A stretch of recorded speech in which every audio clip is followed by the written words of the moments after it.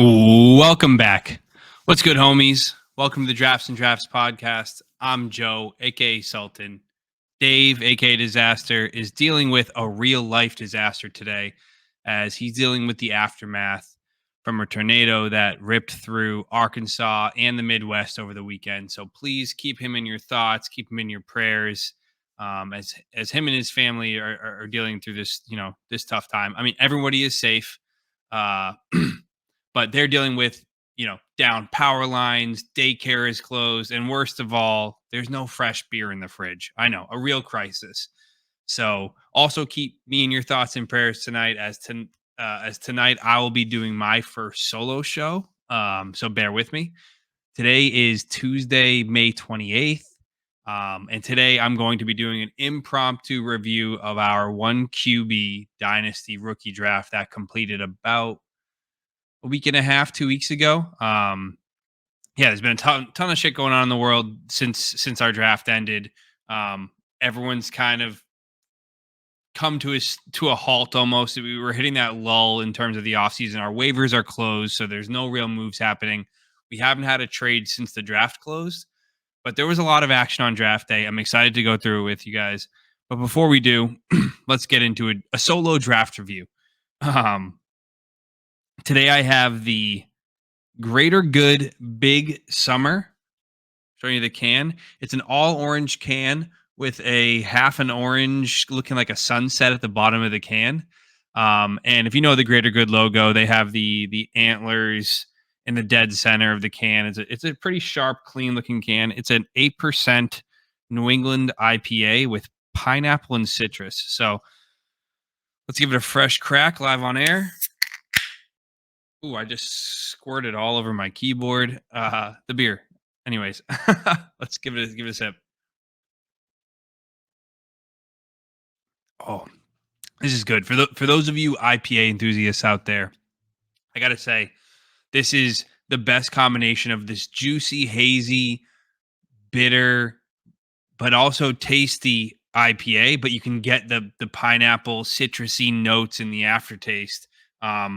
I'd had it before, but this is my first time really giving it some thought. I wish I was better at this. I wish I actually knew more about what makes a beer good other than taste buds say thumbs up, and I'm going to give it a thumbs up. But I'm going to give this a 4 out of 5. It tastes lighter than the alcohol content would indicate. 8%, that's pretty stiff. I mean, if I have 2 or 3 of these, I'm going to be face down giving you guys a recap. But yeah, I don't have Dave to bounce his reviews off of, which has been super helpful to compose thoughts in the background. I'm hoping he gets his shit together so we can we have our wide receiver rankings on tap. I know you guys are gonna fucking love those. But all right, let's hey Joe, you got any tough questions to ask me? Yeah, Joe, thanks for asking. One tough question. Okay, this is a stupid bit. The one tough question I had prepared for today was when you're on the clock in the middle of your rookie draft, specifically rookie draft, because it's different between rookie draft and redraft or startup draft. But when on the clock, do you prefer to take your pick or trade the pick? Or do you find you'd rather trade the pick prior to the draft than have to deal with it? Or do you want to wait till draft day? And obviously, you're always going to hear that the dynasty season moves in cycles. I wish I had an overlay for you guys that would show the dynasty cycles. But it's important to note that, draft picks have a cyclical value, just like almost anything else, any other economy you guys deal with. The stock market has a cycle. The insurance market has a 5-year cycle. There's plenty of cycles that happen everywhere. And the dynasty one it's evolved. But the point I'm getting at is that dynasty draft picks, rookie draft picks, have no greater value than in March through May, or specifically the week leading up to your draft. And if you had asked me prior to some of the research I did for this episode, I'd say I always like taking the picks because part of the enjoyment of dynasty for me is I love.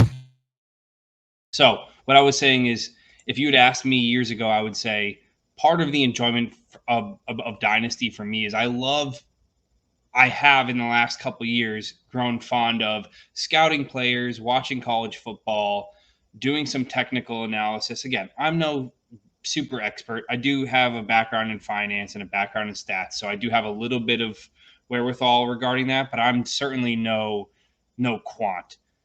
Cue the Ryan Gosling. This is my quant meme.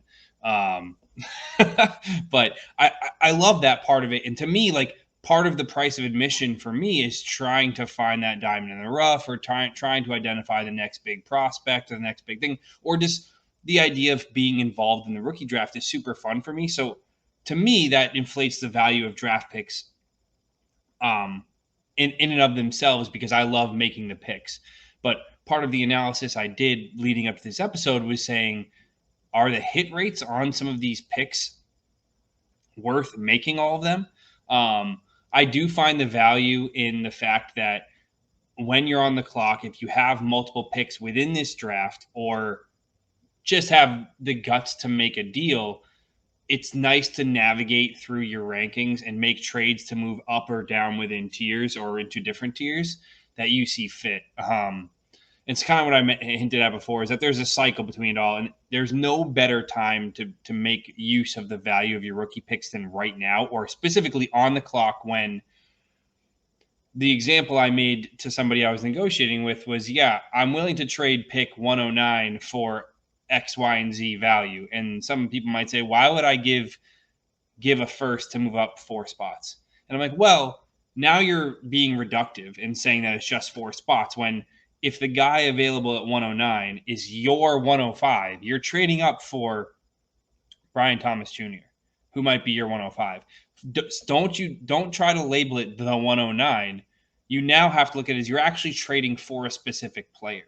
So like when you're on the clock, if you have the guts to say, I'm willing to shop this pick, I'm willing to listen on offers and willing to forego some value, not some value, but forego the player in the now, you can get the most for your pick on the clock. 2 months ago, it's very, very hard for me to trade a playoff first for a first and second in the future because everyone goes, I don't even know who's going to be there yet. I don't know what players are available. But on the clock, when your nuts are on the table, your trade partner can see exactly who is available and go, yeah, I think I would pay a first and second for that guy because that's the guy I want. And that's the guy I would have spent the 105 on or the 104 on had he been there. Caleb Williams still there at 109. Somebody says, Caleb was my 106. I would have paid 2 firsts for the 106. So I will pay less than that for the 109. I'll pay a first and a second. I use that example because I traded the 109 in our rookie draft. I would love to hear Dave's take on this because he actually hasn't picked in the top half of the draft in a while. And he hasn't made many picks, but he did trade into this draft to make a couple picks in what is regarded as a very deep and very fruitful dynasty class, almost to the point where through the first 18 picks of the draft, there weren't too many players that we saw as I guess, huge red flag. Like the top 18 players in this class might have stacked up pretty well against your Zay Flowers-ish players of last year's class, which was like the 106 and 1QB. So it's a super deep class. It was a good class to have multiple picks in. It was a good rebuild year because of the depth at QB and wide receiver specifically. But all right, so let's get into the episode. So what I did, we were supposed to do an impromptu episode last weekend when I was in Michigan visiting PME Warrior, aka Dan. But Dan's got 3 kids. Putting them to sleep is a nightmare because they all have rules about when they go to sleep and they all have different hierarchies of their sleep schedules and they all want to be given a piggyback ride. And I'm sitting there on the couch like, damn, when are you going to tuck me into bed? Like, come on, I'm sitting here. I flew all the way here for you to make me go to bed by myself. That's some bullshit. But so I had done a little bit of analysis, and it's very loose analysis, I'll admit. But what I did was I went through our historical rookie drafts, and I pulled together, based on just our history. Again, this is not any sort of technical analysis, but if you're looking on YouTube, I pulled together our 2020 through 2023 rookie drafts pick by round. The bottom half of the exhibit shows it's literally picks by round, and the numbers to the right are the number of hits in those rounds. I noticed a trend that the top half of the first and the top half of the second had pretty good hit rates relative to the bottom halves. So I broke it up in the top half of this chart. I have 6 tiers worth of picks. I have picks top 6 firsts, bottom 6 firsts, top 6 seconds, bottom 6 seconds, all thirds, and all fourths. And then I outlined how many hits in each of those ranges have we experienced in our league. Doesn't necessarily mean these are the average hit rates for every rookie draft, because you guys might be smarter than our league. I doubt it. But those of you who aren't in our league who are listening, you're probably not as sharp as a bunch of fucking 30-year-old gainfully employed idiots who have no dynasty background going into our first ever dynasty league. And how I quantified a hit was for years 2020 and 2021, where as long as you would put up a productive season relative to your draft position, so top six first should have put up a wide receiver 1 or RB1 season, bottom 6 first should have put up a wide receiver 1, RB1 or 2 season, seconds and thirds, as long as they put up top wide receiver 3 and RB3. Again, these I did not go through each one and look through each of it. I just eyeballed it and said, Antonio Gibson, I remember him being kind of value at one point. I'm going to classify him as a hit. When I got to 22 and 23, I had to be a little bit more thoughtful because the jury's not completely out on those guys. And so what I did was, as long as they had either put up a hit season or maintained value relative to their draft position in our league, I quantified them as a hit, because I think that also speaks volumes around insulation of some picks. So, for example, in the 2023 class, I classified Ty Spears, Jackson Smith and Jigba, Zach Charbonnet. I classified them all as hits, not because they've done enough to really be a hit, but because their value as right now in the trade market, according to Keep Trade Cut. But that's okay. Laugh all you want. It's not a terrible benchmark. It's not the perfect tool out there. I'll beat that horse to death, but it's a good barometer. And all three of those guys maintained relative value to where they were drafted in our draft. Like, I think JSN we was thinking at 103. He's now could trade for like the 106 or something like that. And I think Charbonnet was the 203, and he could trade for like the 206. And Ty J was the 112, and he could trade for like the 204. So those guys were all I classified as not misses yet. I think Chase Brown I might have kept as a hit because he's still trading relative to his our draft value in our league. Again, it's not perfect, not a perfect system, but okay, I've spoken to ad nauseum about it. But you see some really, really cool findings here. And if we look at the top half of this exhibit, you'll see that the hit rate for top 6 picks in our drafts, our 4 completed drafts, not including this year, obviously, is 80% of top 6 picks have been hits, meaning they've either produced at a good enough level or they've maintained their value. I think the only misses are like Clyde Edwards-Helaire and like J.K. Dobbins, maybe. But like, even Kyle Pitts, he was kind of a miss, but he's maintained value for the last 3 years. So he really hard to call him a miss, and he had a fantastic rookie season. In last year's top 6, the only miss is really so far is QJ, because he completely is worth like a late second now. That's the only one who really dropped in value.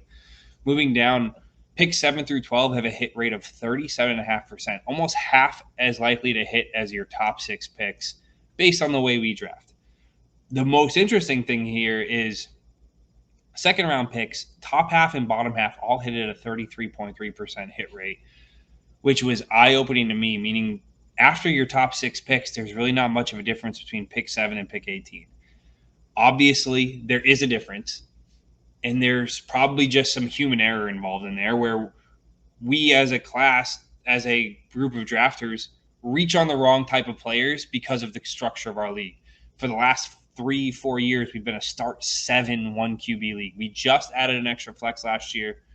Still a super shallow league where running backs dominate. And we've seen that leak into our rookie drafts of the past where you saw guys like Trey Sermon and Kenneth Gainwell and Damian Pierce, and I don't know who else, but like guys of the past that should have been second round rookie picks have leaked in from the bottom half or even middle of our first round in rookie drafts when maybe they shouldn't have been there. And it should have been guys like Michael Pittman and guys like T. Higgins that have gone in the second really should have been first round picks. Amon-Ra St. Brown's, your Sam Laporte. Again, I don't remember what everyone's ADP is. Some of those guys probably meant to go in the second, but oh, yeah, I got somebody in the chat asking what my shirt says.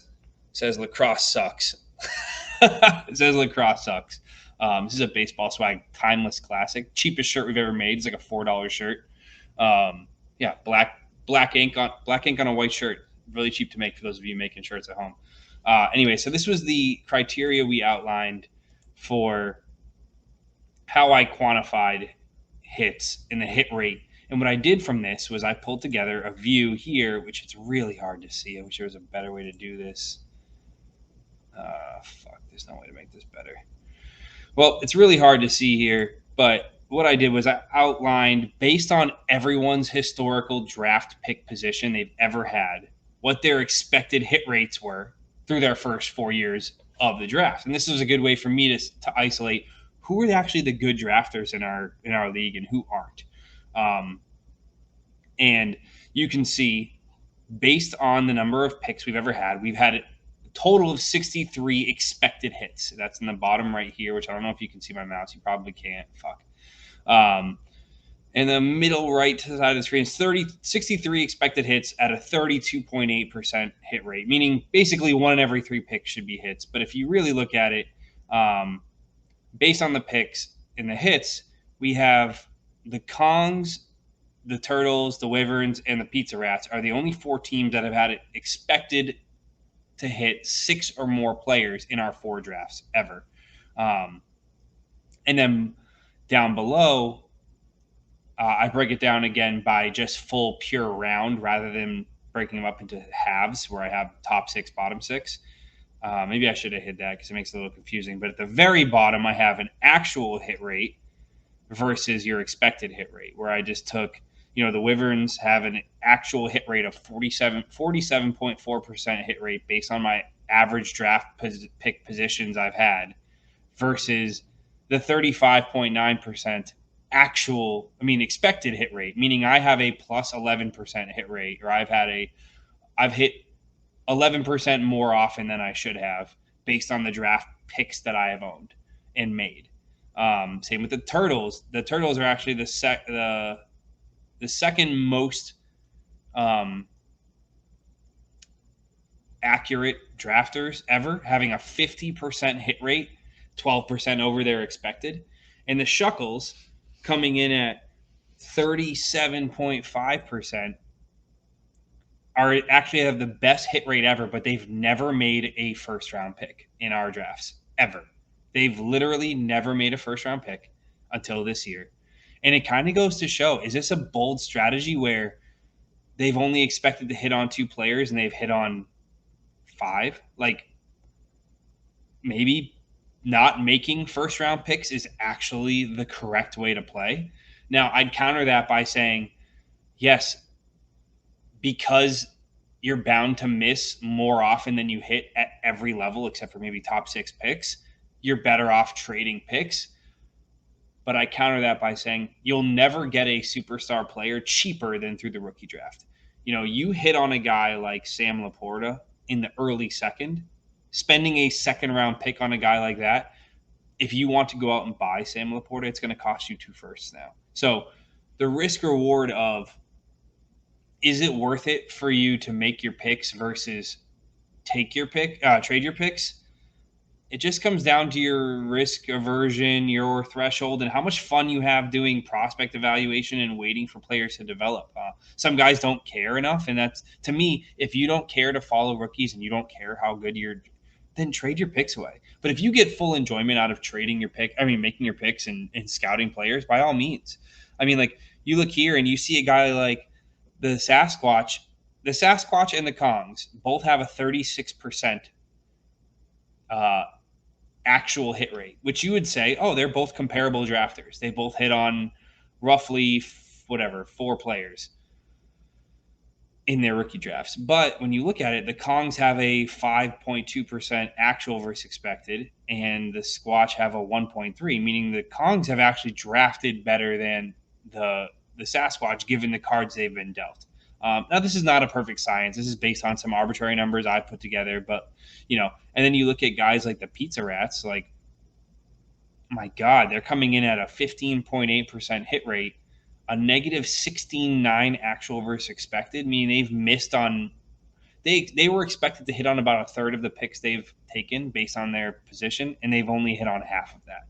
So that's why this franchise is in the dumps. They've just missed on so many picks, and I can think of them off the top of my head. You got your Henry Ruggs, you got your Quentin Johnston right now, and I'm sorry, I should have normalized for things like this. They drafted Zach Moss, dropped Zach Moss, and then Zach Moss hit 4 years later. So I quantified that as a miss. Same with, like, I didn't do this, but for the Apes hit rate looks even better because of Nico Collins, when in reality they dropped Nico Collins shortly after drafting him. So to me, that's actually a miss because you dropped him. You didn't wait for him to develop.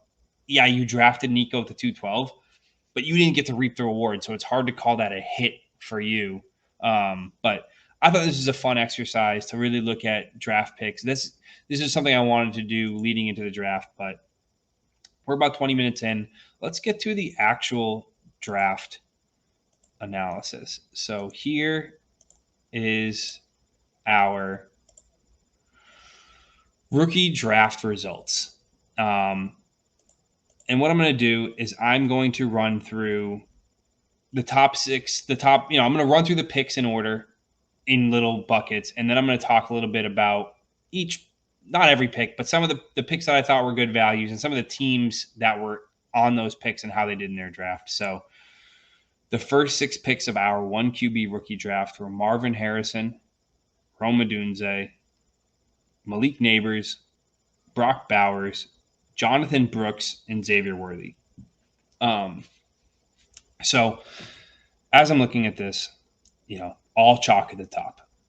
Harrison, Odunze, Neighbors, in some variation or another, everybody had those 3 guys at the top of their draft. I will say I don't think anybody had, as much as everyone said Odunze and Neighbors are in the same tier. I don't think anybody was drafting drafting Odunze over Neighbors. So I give props to T-Bone for thinking outside the box or whatever you want to call it. If you really want to take Odunze here, he should have just traded down to 1 pick, picked up a 4th, something. But again, he gets his guy. He's tied to Caleb for 4 years. It's not a bad pick. But the big story here is obviously Neighbors falling to the Mermen at the 103. So let me pull up the Mermen team.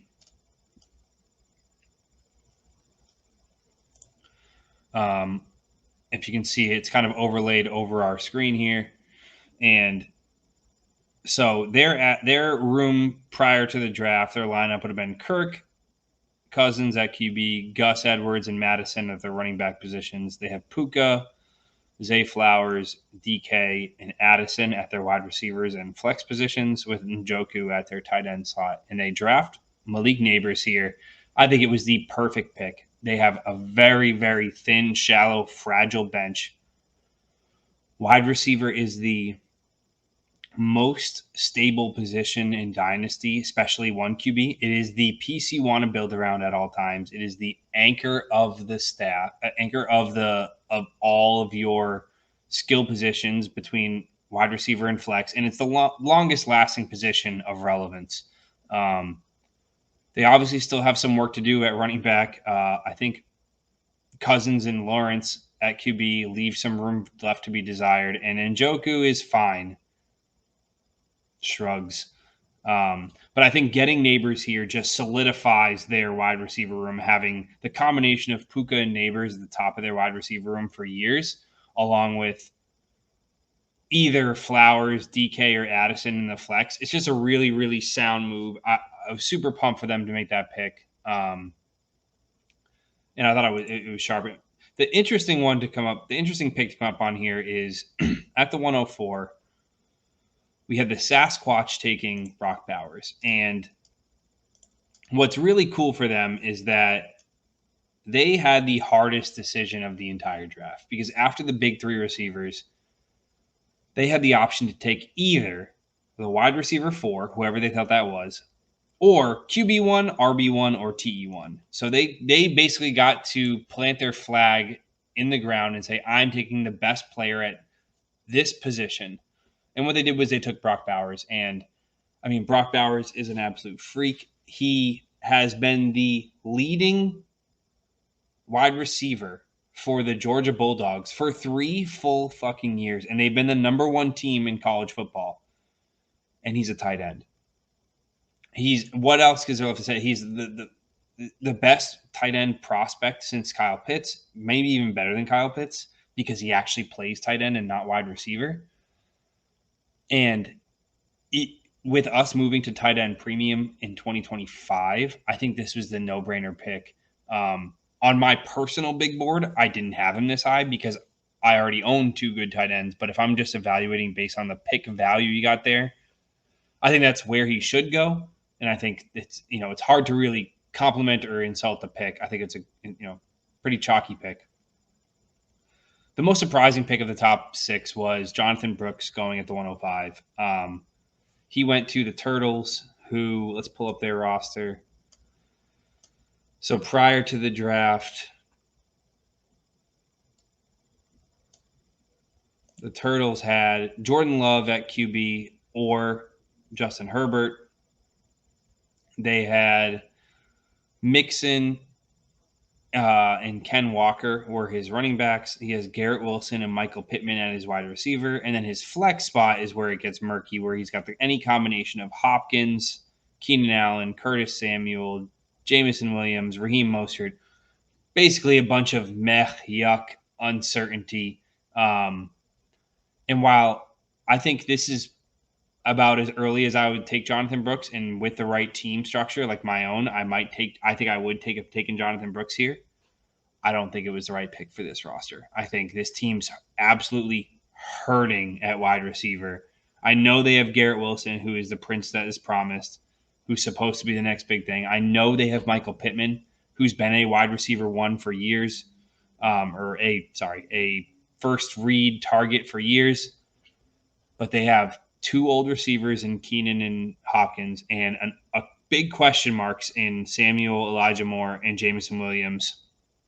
I just got done saying that the anchors of a fantasy team are the wide receiver positions.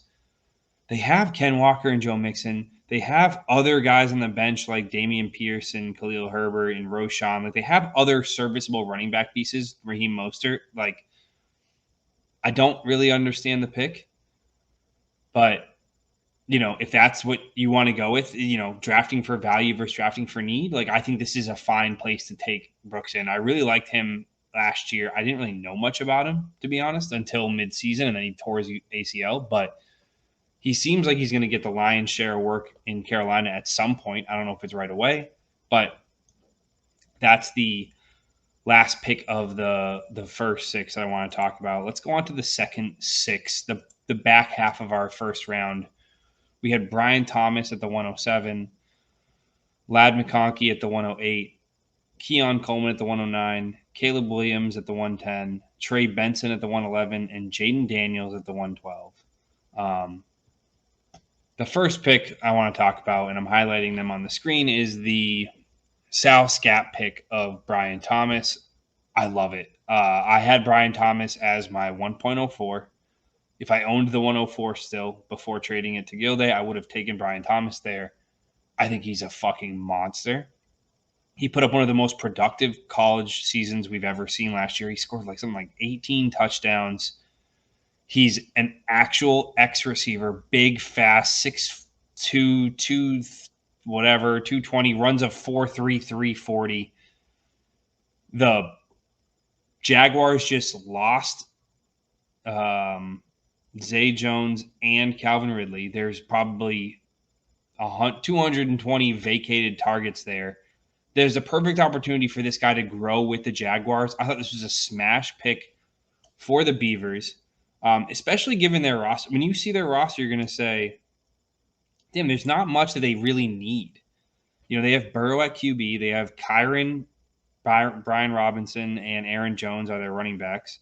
And then they have Tyreek, Stephon Diggs, and T. Higgins at wide receiver with Travis Kelce at tight end. They have the sturdiest starting nine in our league, So what better way than to start building up a future foundation than to go get what I regard was what was worth the 104 they got at the 107. Thought that was a smash pick. And not only that, they ended up getting Caleb Williams later in the first to go. Their only quarterback prior to that was just Joe Burrow, who we all know missed time last year, is dealing with a wrist injury in OTAs now.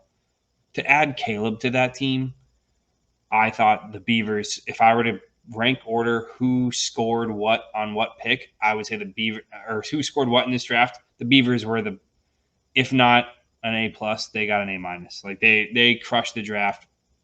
A little golf clap. Well done. The next pick I wanted to bring up was PME Warrior. The 109 here, they got Keon Coleman. And how did they get Keon Coleman? Well, they made a trade with the Worcester Wyverns. And I'm going to pull the trade up on the screen now. So on the clock, speaking of trades on the clock, I, the Wyverns commissioner, traded away the 109 and a 25 fourth and some junk. Cam Akers, Michael Carter, Hendon Hooker. And I received for that the 208 and a 2025 first. And immediately was met with, what the fuck? Why the fuck would you trade that to Joe? You just traded him basically the 208 for a bunch of junk. And I'm sitting there going like, yeah, you can disagree but that's just the logic behind that doesn't make any sense. I traded the 109. I essentially traded the 109 I traded back from the 109 to the 208 for a future first. And the logic behind that to me is the 109, I'm not trading it for a future 109 to 112, right? If I trade the 109 straight up for a future first and it becomes the 109 to the 112, it's an automatic massive loss because I basically just forewent a full year of production and evaluation for the same or a worse pick. And that's a risk that you make with every trade. If it's the 108 or the 107, I would still consider that a loss because to me, like we just proved, from the 107 to the 112, there's about a 37% hit rate. So to me, if I'm going to trade for a future first, I need some sort of, not guarantee, but some sort of chance for it to be a top 6 pick where I actually improve the pick, or I might as well just make the pick myself right now. Why would I trade the 109 straight up for a future first at all? It doesn't make any sense to me. But if I could get a second round pick on top of it, then all of a sudden now I'm able to mitigate that risk of, I traded to a good team's first. And if that team's first is a playoff first, then getting the second is enough for me to say, I'm okay with the push there. Now, if somehow the South Scat Beavers missed the playoffs, this all of a sudden went from a fairly neutral trade to a win for me. And if the Beavers go on to win the championship next year, then I'd still call that an L. I'd still say the 109 for the 112 and 208 is basically a push at most. So that's my logic behind trade value. We kind of just proved it with the hit rates, but I think top 6 picks are worth 2 future random firsts by themselves. So this was the trade I made. And this is how the Shuckles ended up with Keon Coleman at the 109. They end up making a few other picks in the second round, which we'll get to. But yes, the other pick I wanted to talk about was the 111. So this was another trade up. But as you can see here, if you're looking at the screen, the Mermen ended up making 3 picks in the first round. And I think they fucking crushed it. I think they won the draft. I think getting Neighbors at the 103, getting McConkey at the 108, and Trey Benson at the 111. Absolutely fucking massive haul for them. They filled out the rest of their roster. They got 2 more receivers to help with the flex. They started their running back pipeline with Trey Benson, who may not be a starter this year, but he looks the part. I know you probably all heard it already, but he scored very similarly to Breece Hall in his RAS score and his combine results. Excuse me.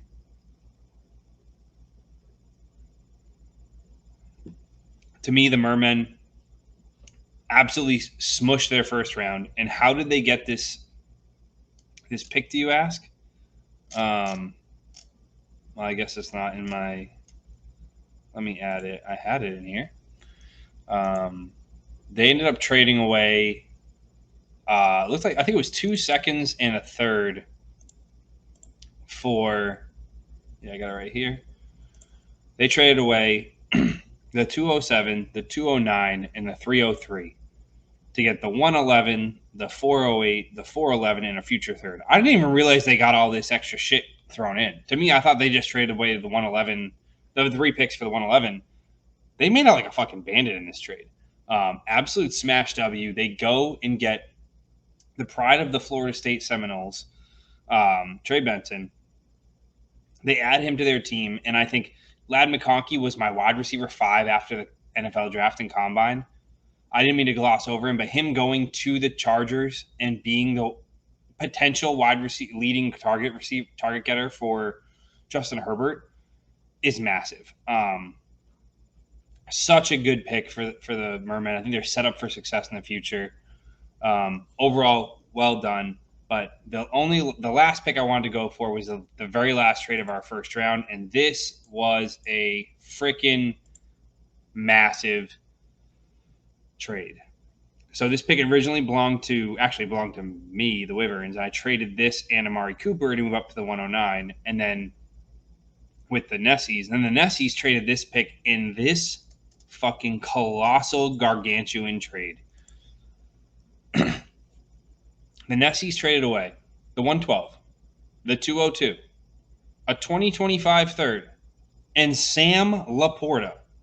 But they received Christian McCaffrey, Devontae Adams, Brock Purdy, Jake Ferguson, and the 310. I mean, talk about overhauling your starting lineup and making use of those late picks. Like we just finished talking about, he traded away 2 33% coin flip picks to get, and Sam Laporta, who is the TE1, to get arguably the greatest fantasy running back of all time in Christian McCaffrey, and one of the greatest fantasy wide receivers of all time in Devontae Adams, and a solid tight end in Ferguson, and a solid QB in Purdy. He overhauled this team. I can pull up his team prior to the draft. On the right here is his lineup pre-trade, which was Deshaun Watson, Nick Chubb, and Montgomery were his running backs. And his wide receivers were Jahan Dotson, Khalil Shakir, Cortland Sutton, Jacoby Myers. But on his bench, he had Deontay Johnson. And at the time, he also had Amari Cooper, who I traded him. So he had some deep receivers. But adding Christian McCaffrey and Devontae Adams to this lineup and adding the depth piece in Purdy or the starter, like he has Purdy, he has Deshaun, he has Baker Mayfield, he has Justin Fields. What a great haul. And also Dave's team was really old. The Apes Disasters team was pretty old. So picking up these young pieces was pretty good on his part. He was able to add, if you look at the draft, he was able to add Jaden Daniels and Xavier Legette with those 2 picks. Legette profiles as a fucking absolute monster freak athletizoid. Somebody I would definitely not want to pick a fight with. The guy looks like he's made of cinder blocks. He's just completely hardened steel. Let's see if he's actually a good receiver or not, or if Bryce Young can take a step forward. Maybe he's got the potential wide receiver 1 or wide receiver, alpha Deebo Samuel Light in Carolina. I guess we'll never really know for sure until 3 or 4 years from now, but it definitely shook up. It was the biggest trade of our draft. It was a colossal one. And he ends up filling out his team. If I pull up the Apes roster, now if you take out Brock, take out McCaffrey, take out Devontae, take out Ferguson, his lineup would now be Tua and Daniels are his quarterbacks, with Derrick Henry and Austin Eckler at running back. And then he has Tank Dell, George Pickens, Terry McLaurin, Rashee Rice, and Xavier Legette are his big wide receivers, with now slotting Sam Laporta into his TE1 slot. He did a really good job getting younger. I think that was the big concern that we've all been making fun of him for, is that his team's super old. And he did a really good job filling out his team. But yeah, so let me give a quick recap of round one. We had Marvin Harrison at 101. We had Rome Odunze at 102. Malik Neighbors 103. Brock Bowers 104. Jonathan Brooks 105. Xavier Worthy 106. Brian Thomas Jr. 107. Ladd McConkey 108. Keon Coleman 109. Caleb Williams 110. Trey Benson 111. And Jaden Daniels 112. Moving into the second round, and I'm going to probably just talk about, or actually before I do that, I think the steal of the first was Brian Thomas or Caleb Williams. I think the Beavers got the biggest steals on both of those picks. And I kind of touched on it. I think the biggest reach was Jonathan Brooks, the 105. But I don't think that's a bad pick there, because I would have taken him there. If I owned the 105, I would have taken him there. So it's hard to call that a reach. I just think, given how good these wide receivers are in this class, and unless you are fucking absolutely set at wide receiver, it's hard for me to say it's justified to pass on Worthy, Thomas, or McConkey over Jonathan Brooks, unless you have a wide receiver room that's, already stacked and young. I thought that was a kind of a misguided pick. If we go to the second round, top six picks we had was the 201 was Ricky Pearsall, the 202 was Xavier Legette, the 203 was Troy Franklin, the 204 was Adonai Mitchell, 205 was Blake Corum, and the 206 was Jalen Polk. Moving on to Sensational's first pick of the draft was Adonai Mitchell. I don't have much to say about him. I thought he went to kind of a murky situation. He's going into a semi-crowded wide receiver room with Michael Pittman and Josh Downs on a team that has a fantastic run game with Jonathan Taylor and a quarterback that likes to scramble and that has never proven that he can be an NFL passer, and Anthony Richardson. So I was personally avoiding AD Mitchell here, but I think this is a pretty good value for given who else was available here. I think the big decision here is AD Mitchell versus Jalen Polk. I really like Polk as a prospect, not because I think he's a superstar, but I think he's just such a solid receiver. He's not going to wow you on his athletic scores, but he showed in college that he is a fantastic ball security receiver, and I think he's going into a situation in New England where he can emerge as the wide receiver one on that team, which would be good for fantasy. I'm not saying he's one of the top receivers in the class or the league or anything like that. I just think it was two picks later, we had the Kangaroos grabbing Jalen Polk. And that was the guy who I wanted when I traded down from the 109 to the 208. I thought I'd have a chance at getting Jalen Polk there.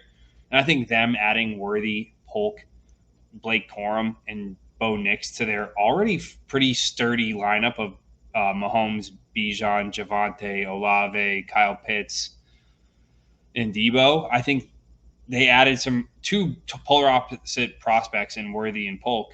Worthy being the big play potential fantasy powerhouse, the Tyreek Hill 2.0, the Deshaun Jackson 2.0, or Jalen Polk, who's such a solid, sturdy. He could be like a Marcus Colston type. I mean, I don't know. I don't think they're the same body type, but Colston wasn't a burner. Colston was a possession receiver. I think that's what Polk profiles as. I think Polk's a very savvy receiver, real lunch pail guy.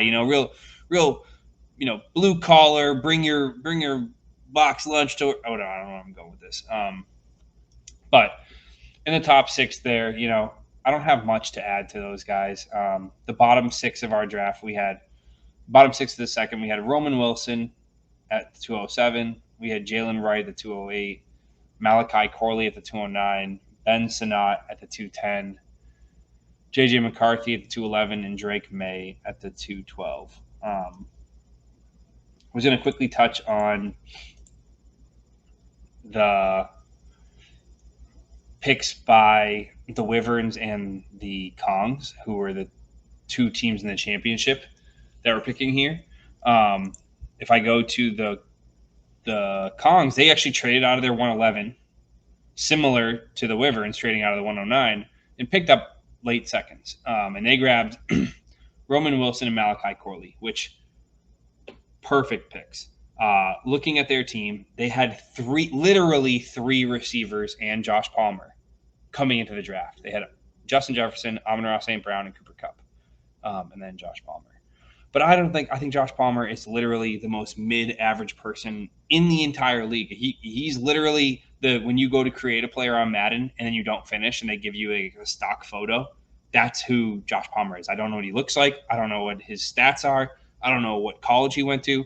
I couldn't pick him out of a lineup card on Yahoo. I don't know anything about him. So adding two decent draft capital receivers in Wilson and Corley, good for the Kongs. They're starting towards a rebuild. And I thought it was a savvy use of their 111 capital to pick up some of these early picks because they actually used the 303 to pick up Jermaine Burton, who I've highlighted here. And overall, I think they did a good job restocking their wide receiver room. Based on the stats we saw earlier, one of these guys is going to hit and probably be pretty solid. And if not, maybe two of them. And the other pick here is the Wyverns, who had the 101, so they already added Marvin Harrison to a pretty chock full of a juggernaut wide receiver room. They have Lamb, they have Chase, they have Drake London, they have Jackson Smith and Jigba. They add Marvin Harrison. They have the wide receiver one from the last four rookie drafts in Chase, JSN, London, and Harrison. Doesn't necessarily mean that they're all going to be the wide receiver one of their classes, but I just thought that was an ironic thing to point out. At the 208 here, they picked up Jalen Wright. And being a Devon A-Chain owner, it seemed like it was the prudent thing to do to add the handcuff to their own RB room. Obviously, Mostert is still there, but the guy who I think has the most to gain pending an injury is Jalen Wright. I don't think if Mostert gets hurt, I don't think they're just going to give A-Chain 300 carries. And if A-Chain gets hurt, I don't think they're going to give Mostert 300 carries. I think Jalen Wright is the one who, with an injury happening, ends up being the one who emerges as the big winner of the offseason or of the midseason injury. So just a recap of the second round, and I'm going to try to wrap this up soon because I think we kind of summarize it in order. Ricky Pearsall, 201, Xavier Legette, 202, Troy Franklin, 203, A.D. Mitchell, 204, Blake Corum, 205, Jalen Polk, 206, Roman Wilson, 207, Jalen Wright, 208, Malachi Corley, 209, Ben Sinnott, 210, J.J. McCarthy, 211, and Drake May, 212. I'm just going to rattle through the entire third round now. We have 301, Marshawn Lloyd, 302, Jatavian Sanders, 303, Jermaine Burton, 304, Michael Penix, 305, Tez Walker, 306, Bo Nix. It's got a nice ring to it. 306, Bo Nix. 307, Luke McCaffrey, 308, Jalen McMillan, 309, Bucky Irving, 310, Kamani Vidal, 311, Braylon Allen, and 312, Javon Baker. My least favorite pick of this round, sorry, James, Michael Penix. I think this just way too early in a 1QB format to be taking a 24-year-old backup quarterback. I really like Michael Penix as a prospect. I liked his landing spot. I wish he fell to me at 412 because I would have definitely taken him in the late fourth. But I just think I don't dislike any players. I do dislike their values, and I think at this value, I'm out on Michael Penix. I'm not spending that in early third. When there's guys like, to me, Bucky Irving, Braylon Allen, and Javon Baker all belong going in this range, not Michael Penix. my favorite pick of the third is either Marshawn Lloyd at the 301, because I don't think he's a really super talented running back from what I've seen. Again, I didn't really know much about him until the Senior Bowl. I know he was at USC, and I know that he's decent, moderately good at everything, but he's not outstanding at anything. I just think he goes to a good landing spot. I think Josh Jacobs has been a fairly average running back for most of his career. Yes, of course, he put up the RB1 overall season in 2022. But other than that, I don't think he's been anything outstanding. But I think I think he's in a good opportunity to do well. But if he gets hurt at all or struggles at all, his contract, according to what I've heard, is nothing spectacular. He's not locked into a true 4-year deal. He can be let go at the end of the year. Meaning, if he starts struggling, there's nothing stopping the Packers from just going to Marshawn Lloyd earlier in the year and just saying, we're going to cut you at the end of the year, Josh. Like, Jacobs, you can go. So I think getting him at the 301 is a steal. I think looking at the Turtles draft, getting Brooks and Lloyd really does. If they really thought they had an RB problem, they don't anymore. Like, they got two of the better opportunity running backs in the draft.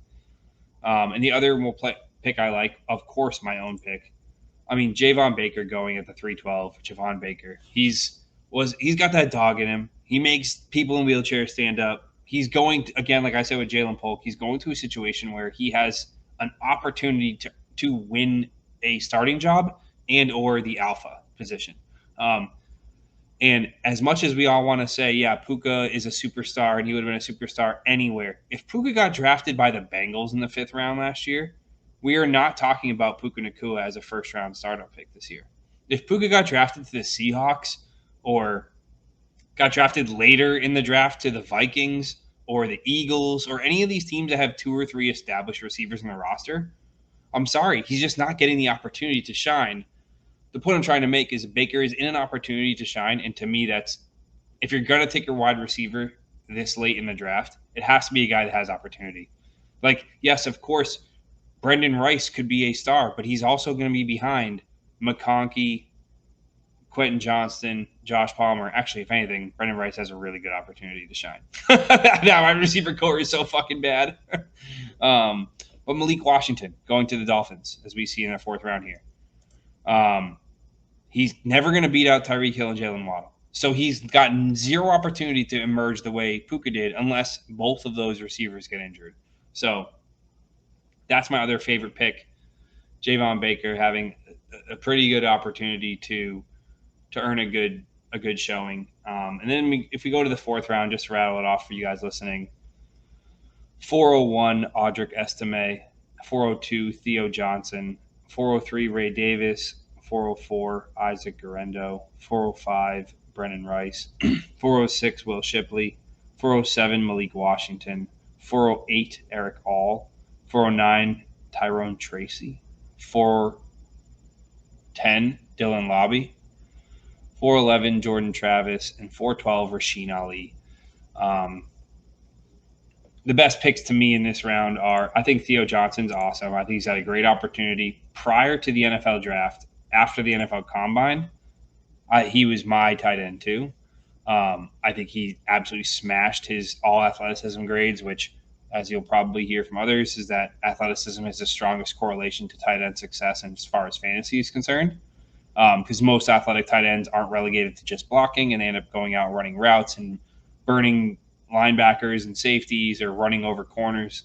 And Theo Johnson's is as athletic as they come. So another good pick for the Turtles. There's no picks I really hate here. We're talking about 4th round picks. So, if we're going to critique anyone for having the worst draft, probably the McGiblets. They had 2 picks. 305, they took Tez Walker, reach. 405, they took Brendan Rice, reach. Like, both of those guys could have been undrafted. I'd have been okay with it. So this is a team that had very few picks and did nothing with them. Definitely give them a 0 out of a million on their draft. That's the only pick I really don't like is, I guess, Brendan Rice. I guess Jordan Travis, too, is kind of a waste of a pick. I get it, borderline Mr. Relevant, picking his guys, going to get another Florida State guy in Jordan Travis, but in one quarterback, it just doesn't matter. After your top 18 to 20 quarterbacks. Like the rest are just can go on waivers. Like guys like Aiden O'Connell and Gardner Minshew don't need to be rostered. Jacoby Brissett doesn't need to be rostered unless you truly don't have a quarterback because of the way bye weeks fall and injuries. These guys just aren't helping you. It's just I know we are going to 5-point passing this year, so I guess quarterback gets a little buff, but that's the only pick that I'm saying. There were some good running backs still available. I mean, Rasheen Ali was one of them who I got it with the 412.